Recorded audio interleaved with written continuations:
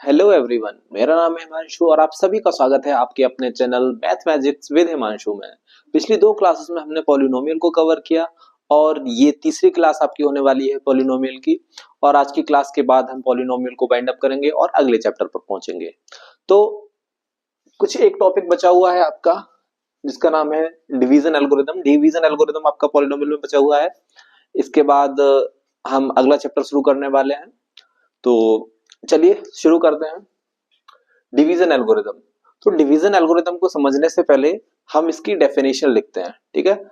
और उसके बाद हम डेफिनेशन के बाद हम उस डेफिनेशन को समझेंगे कि ये किस तरह से काम करता है।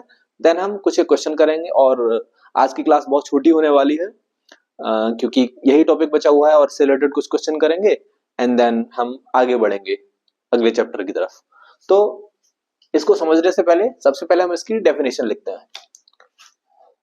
Late fx and gx are two polynomials where gx is not equal to 0। ठीक है, fx और gx दो पॉलिनोमियल है जहां पे gx क्या है, वो 0 के बराबर नहीं है। Then there exists two polynomials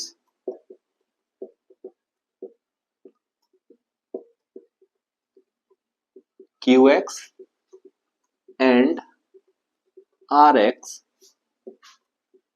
such that कैसे fx is equal to gx qx plus rx। ठीक है, where rx will be less equal to sorry इसको इसके बराबर लिखते हैं, लेस इक्वल टू gx। ठीक है, rx की जो वैल्यू रहेगी या तो वो 0 के बराबर रहेगी, इसको गलत लिखा मैंने, rx जो है 0 से बड़ा होगा या बराबर होगा और gx से क्या होगा, छोटा होगा। ठीक है, अब यहाँ पे क्या देखते हैं हम कि एक कंडीशन बनती है जिसमें rx क्या हो सकता है, वो 0 के बराबर हो सकता है। if rx is equal to 0 then gx will be a factor of fx। तो देखो बहुत ज्यादा थ्योरी हो गई, उम्मीद करता हूं आपको ये तो समझ में नहीं आया होगा। तो चलिए कोई बात नहीं, अगर आपको समझ में नहीं आया तो समझाते हैं इसको कि इसमें क्या लिखा हुआ है। आपने यूक्लिड की डिवीजन लेमा पढ़ी होगी, है ना, रियल नंबर में मैंने पढ़ाया था, अगर आपने वो वीडियो देखी होगी। तो यूक्लिड की डिवीजन लेमा में मैंने आपको बताया था कि अगर दो नंबर a और b इंटीजर है, ठीक है, तो उन दोनों नंबर के बीच में दो और इंटीजर एग्जिस्ट करते हैं, वो भी कुछ इसी तरह के फॉर्म में लिखा जाता था। हम उसमें क्या मानते थे कि कोई दो नंबर है a और b, ठीक है, अगर a और b कोई दो इंटीजर हैं देन उनके बीच में q एंड r किस तरह से एग्जिस्ट करते थे, जिसमें क्या होता था a is equal to B Q plus r, और जहां पे हम क्या लिखते थे, r is greater equal 0 and less than b, ये हम लिखते थे नहीं लिखते थे, है ना। तो ठीक उसी तरह से आप देखो इसको इससे मैच करिएगा, इसमें केवल पॉलिनोमियल जो है सब्स्टिट्यूट हुआ है किससे, इंटीजर से, और बाकी ये पूरी थ्योरम सेम है। ठीक है ना। अब ये थ्योरम वास्तव में कन्वर्टेड रूप है किसका, dividend is equal to quotient into divisor plus remainder का।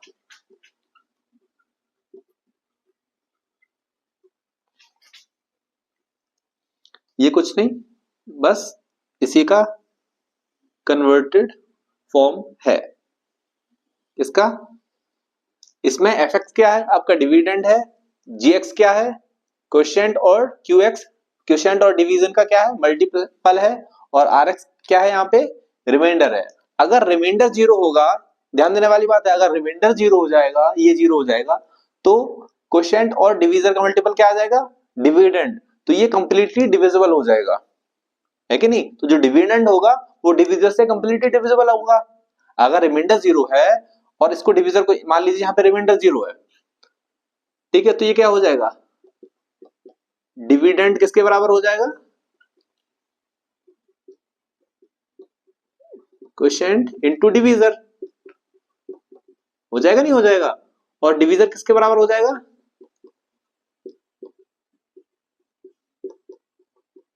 Dividend upon quotient. तो ऐसी कंडीशन में क्या हो जाएगा? जब रिमाइंडर जीरो होता है तो जो डिवीजर होता है वो कंप्लीटली डिवाइड करता है किसको? डिविडेंड को। और जब कंप्लीटली डिवाइड करता है तो ऐसी कंडीशन में क्या हो जाएगा? ये जो क्यू एक्स है वो इसका क्या बन जाएगा? एक फैक्टर बन जाएगा। ठीक है, समझ में आया आप लोगों को? है ना? अगर किसी को डाउट है तो वो कमेंट सेक्शन में लिख सकता है। मैं उसका जो भी डाउट होगा उसको एड्रेस करूंगा। ठीक है,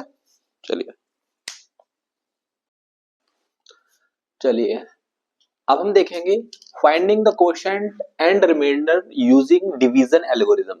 तो डिवीजन एल्गोरिथम का यूज करके हमें क्या पता करना है? क्वोशिएंट पता करना है और रिमाइंडर पता करना है। ठीक है, तो डिवीजन एल्गोरिथम सबसे पहले हम देखेंगे क्या होता है। डिवीजन एल्गोरिथम क्या होता है? F X is equal to G X into Q X plus R X, यही होता है ना? या क्या होता है? Dividend is equal to quotient into divisor plus remainder, यही होता है ना? ठीक है, अब हमें क्या करना है? अब हमें पता करना है इसका क्वोशिएंट और रिमाइंडर। ठीक है, तो सबसे पहले इसमें इंपॉर्टेंट चीज, मेन चीज यही होती है, डिग्री पता करना। कि हमको ये कैसे पता चलेगा कि देखो डिविडेंड और डिवीजर की डिग्री हमको पता है ऑलरेडी। डिविडेंड की डिग्री कितनी है? 3। और इसकी कितनी है? इसकी डिवीजर की 1 है। ठीक है, तो हमको पता करना है रिमाइंडर और किसकी डिग्री? क्वोशिएंट की डिग्री। ठीक है, तो क्वोशिएंट की डिग्री क्या होती है? क्वोशिएंट की डिग्री होती है dividend minus divisor. Dividend minus divisor नहीं है, बेसिकली इनकी डिग्री को सब्ट्रैक्ट करना है। तो डिविडेंड की डिग्री कितनी है? Highest power of x. तो यहाँ पे देखो एक्स की हाईएस्ट पावर कितनी है? 3। और डिवीजर की डिग्री कितनी है? 1, क्योंकि यहाँ पे एक्स की हाईएस्ट पावर कितनी है? 1 है, तो -1। तो क्या हो जाएगा? ये 2 हो जाएगा। और अब हमको पता करना है रिमाइंडर की डिग्री। तो रिमाइंडर की जो डिग्री होती है वो होता है डिवीजर -1। डिवीजर -1, तो डिवीजर की डिग्री कितनी है? 1 और -1 इज इक्वल टू 0। ठीक है, 0 मतलब कांस्टेंट टर्म होगा। जो भी रिमाइंडर आएगा वो कांस्टेंट टर्म होगा, वो एक्स का मल्टीपल नहीं होगा या एक्स का कोफिशिएंट नहीं होगा। ठीक है, तो क्वोशिएंट की डिग्री क्या होगी? Dividend minus divisor, 3 - 1 is equal to 2। और जो रिमाइंडर होगा, रिमाइंडर की डिग्री होगी डिवीजर -1। तो डिवीजर की जो डिग्री होगी उसमें से एक सब्ट्रैक्ट कर देंगे, तो वही क्या आ जाएगा? आपका रिमाइंडर की डिग्री। ठीक है, चलिए अब देखो इसमें एक चीज और है। ठीक है, अब कोई भी इक्वेशन जिसकी डिग्री 2 है उसका स्टैंडर्ड फॉर्म क्या होगा? 2 डिग्री का जो इक्वेशन होता है या जो पॉलिनोमियल होता है ना, वो क्या होता है? Quadratic polynomial. और क्वाड्रेटिक पॉलिनोमियल का स्टैंडर्ड फॉर्म होता है ax³ plus bx plus c। और इसको कोई भी कांस्टेंट टर्म के मान सकते हैं हम। ठीक है, समझे? इसको क्या माने? Sorry, x² plus bx plus c। ठीक है, जो क्वोशिएंट होगा वो इस फॉर्म में होगा ax² plus bx plus c। और जो रिमाइंडर होगा वो कांस्टेंट k के टर्म में आएगा। ठीक है, तो देखो अब हम इसको कैसे करते हैं। इसको मैं सब्ट्रैक्ट रेज कर दे रहा हूं। ठीक है, यहाँ पे मैं साइड में ये लिख ले रहा हूं कि जो आपका क्वोशिएंट होगा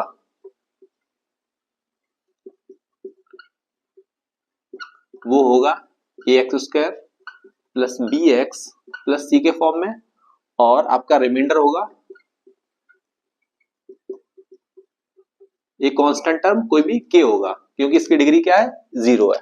ठीक है, अब देखो लिखेंगे हम डिवीजन एल्गोरिथम लिखेंगे, fx is equal to gx into qx plus rx।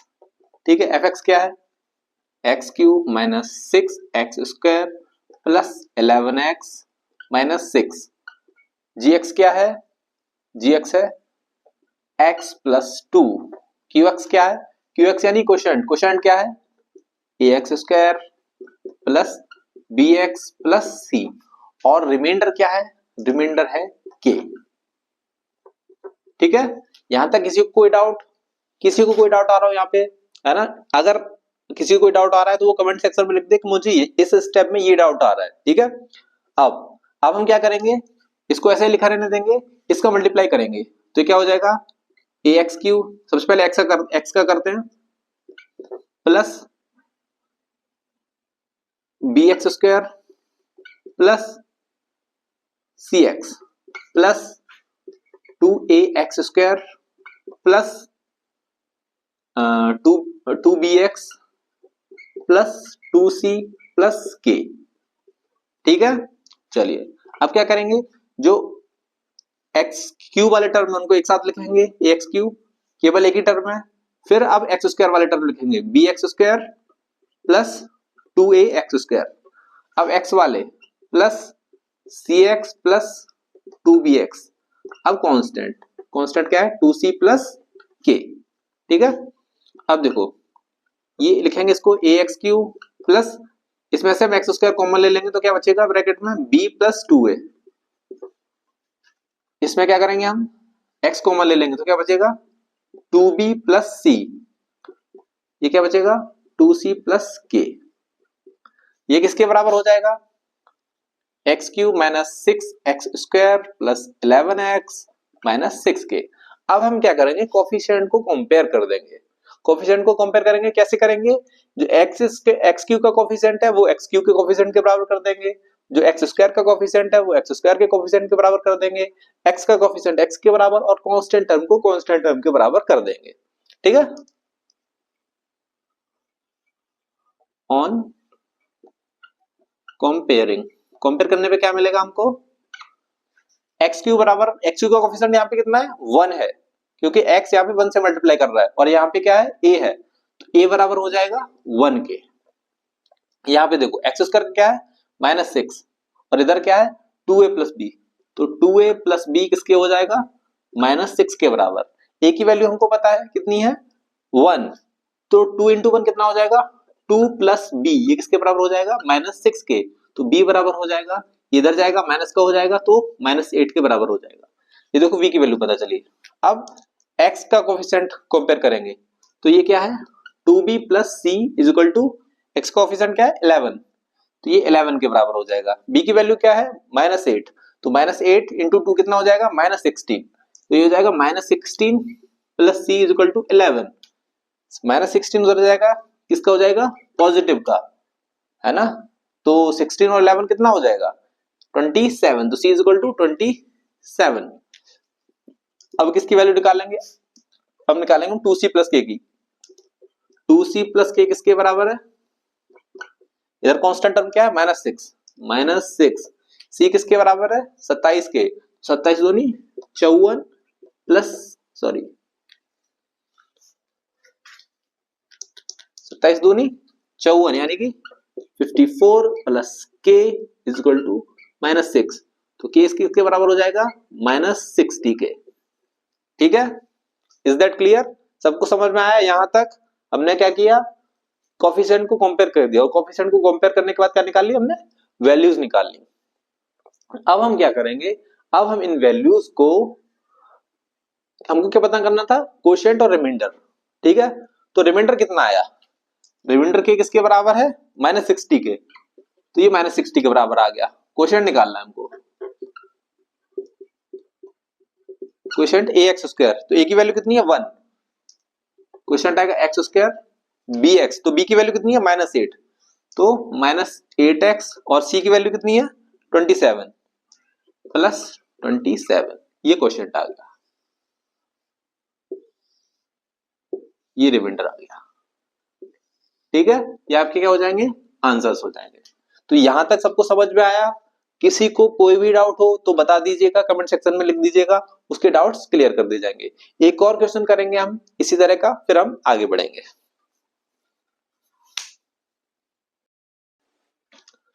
आइए एक और क्वेश्चन करते हैं।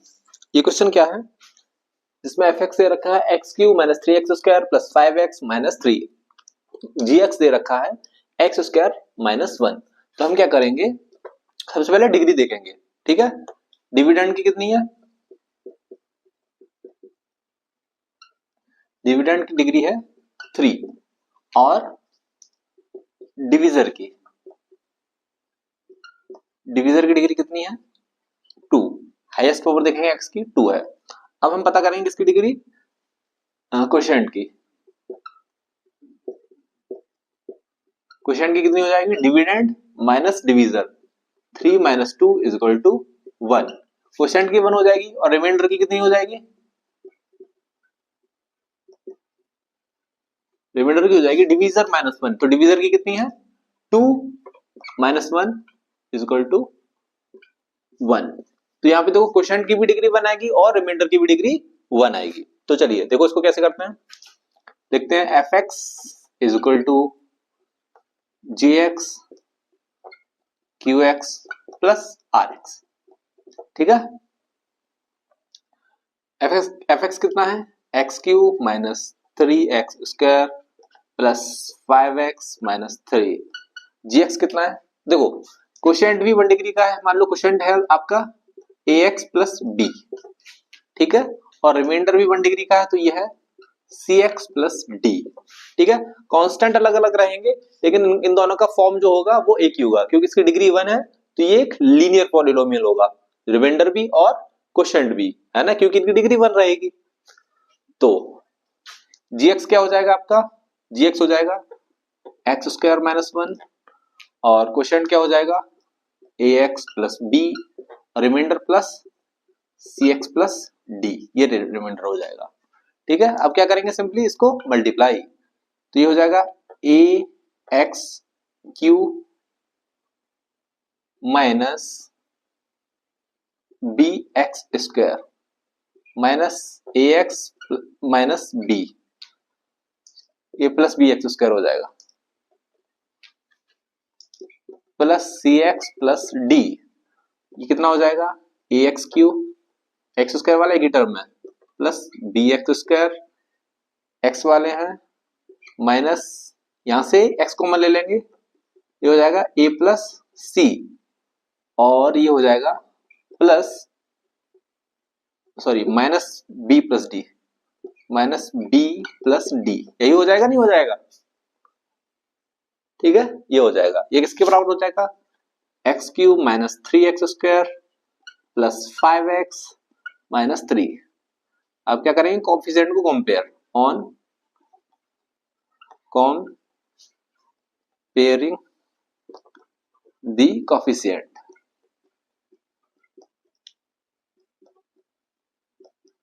ठीक है, एक्स क्यू का कोएफिशिएंट, यहाँ पे देखो एक्स क्यू का 1 है, यहाँ पे ए है, तो ए इक्वल टू कितना हो जाएगा 1 हो जाएगा। अब एक्स स्क्वायर का यहाँ पे बी है, यहाँ पे कितना है -3, तो बी इक्वल टू -3 हो जाएगा। एक्स का करेंगे तो ए प्लस सी किसके बराबर हो जाएगा,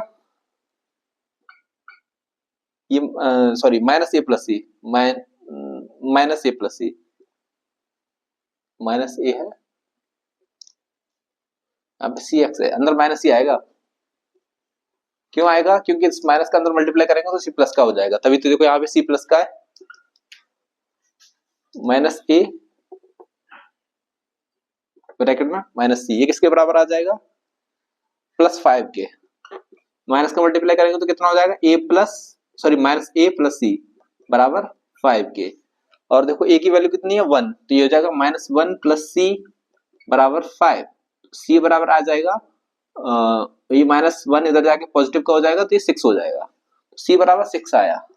और माइनस b प्लस डी ये किसके बराबर हो जाएगा -3 के। b कितना है -3, तो -b और -3 ये प्लस का 3 हो जाएगा, plus d is equal to -3, तो d इज इक्वल टू हो जाएगा -6। ठीक है, अब देखो हमको क्या निकालना है, क्वेश्चन। क्वेश्चन क्या है, ax प्लस b, a की वैल्यू कितनी है 1, तो x, और b की वैल्यू कितनी है -3, तो x -3, ये हो जाएगा क्वेश्चन। और रिमाइंडर क्या हो जाएगा cx, c की वैल्यू कितनी है 6x प्लस d, ये हो जाएगा -6 या 6x -1, ये हो जाएगा आपका रिमाइंडर। तो उम्मीद करता हूं आप सभी लोगों को डिवीजन एल्गोरिथम की मदद से क्वोशिएंट और रिमाइंडर निकालना आया होगा। ठीक है, चलिए इसी के साथ आपकी पॉलिनोमियल की क्लास यहीं पे खत्म होती है, और आने वाली क्लास में हम ट्रायंगल को समझेंगे और पढ़ेंगे। तो वैसे तो पॉलिनोमियल आपका बहुत बड़ा चैप्टर है, अगर आप आर डी शर्मा को देखेंगे तो उसमें बहुत सारे क्वेश्चंस हैं करने के लिए। मैंने कोशिश की ज्यादा से ज्यादा क्वेश्चंस कराने की, और मैंने ये भी कोशिश की कि मैक्सिमम टाइप्स के क्वेश्चन को कवर किया जा सके। तो 3 क्लासेस में मैंने थोड़ा सा भी समय आपका जाया नहीं किया, और सारे क्वेश्चंस कराए और सारी ही चीजों को बताया। और मैं एक चीज रिकमेंड करूंगा आप लोगों को कि आप क्वेश्चंस की प्रैक्टिस ज्यादा से ज्यादा करें, क्योंकि मैथ में क्या रहता है कि आपको अगर क्वेश्चन की प्रैक्टिस नहीं करेंगे तो आपको बहुत ही प्रॉब्लम फेस करने वाले हैं आने वाले टाइम में या एग्जाम्स में। तो जो भी क्वेश्चंस वहां पे आएंगे, अगर आपकी उन क्वेश्चंस की प्रैक्टिस ऑलरेडी है तो आप उन क्वेश्चंस को इजीली अटेम्प्ट कर पाएंगे और विद इन टाइम अटेम्प्ट कर पाएंगे। तो आप कोई भी बुक उठा सकते हैं, एनसीईआरटी उठा सकते हैं, एनसीईआरटी में अगर क्वेश्चंस कम है तो आप आर डी शर्मा उठा सकते हैं, या कोई और बुक उठा सकते हैं, या एटलीस्ट आप प्रीवियस ईयर के क्वेश्चंस को पिक कर सकते हैं। तो उससे क्या होगा कि आपकी प्रिपरेशन अच्छी होगी, और जो नंबर ऑफ क्वेश्चंस आपके दिए हुए हैं वो आप अच्छे से अटेम्प्ट कर पाएंगे जो भी एग्जाम में। तो इसी के साथ इस क्लास को यही एंड करते हैं और बाइंड अप करते हैं सेशन को। Thank you.